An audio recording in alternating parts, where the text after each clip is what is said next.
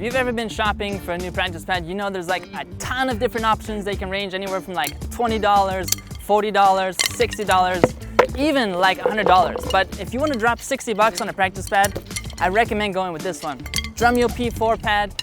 Get this on Drumeo.com. But if you only got like 10 bucks to spend, I recommend going with this option. I actually made this myself, and I'm going to show you how you can make your own.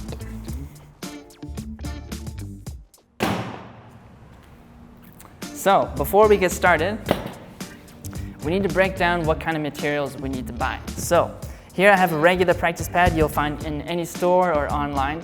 And there are 3 things off of this pad that we need in order to make our pad. You need a bouncy surface in order to hit your sticks on. And you need a firm surface to glue that onto. And finally, you need a glue to stick that all together. So let's go pick up our materials. I'm here at my local dollar store where I was actually able to find all the materials. So let's go pick them up. Awesome. So I'm going to use this for the bouncy pad surface. This is a laptop bag. It's kind of foamy, the same material as what you find on a mouse pad. So it'll be perfect for the pad surface. All right. So I'm going to use this as the base of the pad. It's perfect shape and it's just a cutting board. So round cutting board works perfect as the base of the pad. All right. And this is going to be the glue that I use to hold everything together. Just regular crazy glue, dries super quick and should work to hold this pad together.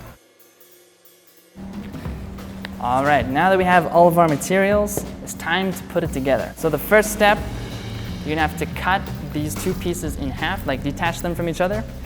So I'm gonna take the zipper out first. I'm just gonna cut the edge here.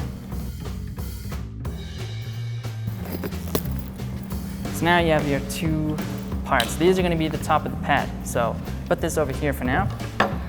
Next, you're gonna take your marker and the drum head, which I'm gonna use to trace to get the nice circle, which actually turns out to be the perfect size. It fits perfectly around this. Not quite over the edge, but just about. So I'm just gonna draw a circle on top of this one.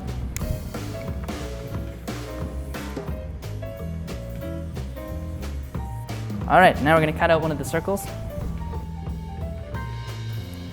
All right, so that's one side, and you have to do the other one as well. So depending on what you use for your surface, maybe you bought a laptop bag or you got something else. For this particular one, you're gonna have to actually rip off this fabric on both sides of only one of these circles. And that's gonna be the first one we glue onto the pad. So I'm gonna take it off this one. So you kinda have to go right up in here and really gently pull this apart.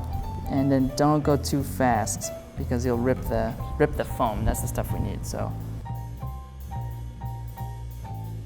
All right, so I'm gonna have to do it on the other side as well. These are gonna be your glue surfaces, so this is what's gonna stick to the pad. I have to take this material off, otherwise the crazy glue won't stick, so that's why I have to pull this off. So I have to do one more in this, and then one more in this pad as well.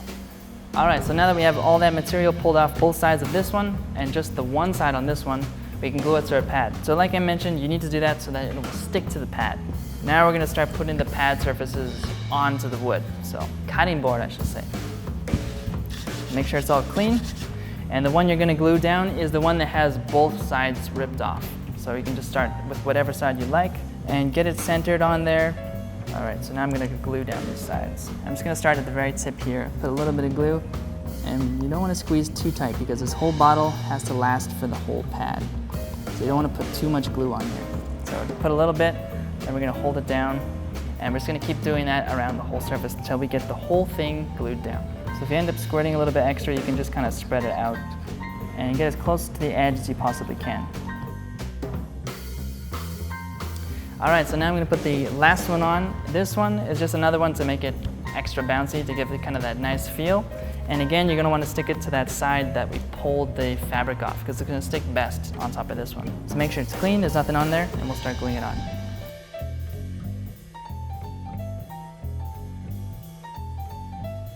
So now if you have any leftover glue, just go around the edges and find any pockets where they might be sticking up and use the excess glue to fill those so you can get all the surfaces down.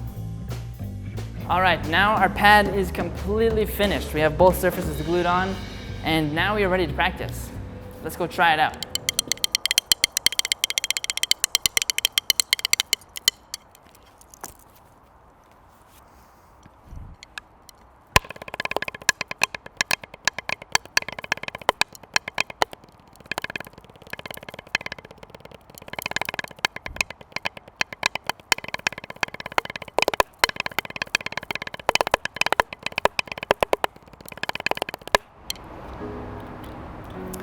For 10 bucks, you really can't beat this. I mean, it looks pretty legit, it feels pretty good, and you probably wouldn't have guessed I used a cutting board and a laptop bag to make this.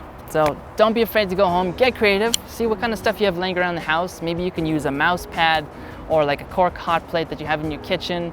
You might not even have to spend 10 bucks. So get creative. Let us know in the comments how it went for you guys. Thanks for watching this video. We'll catch you later.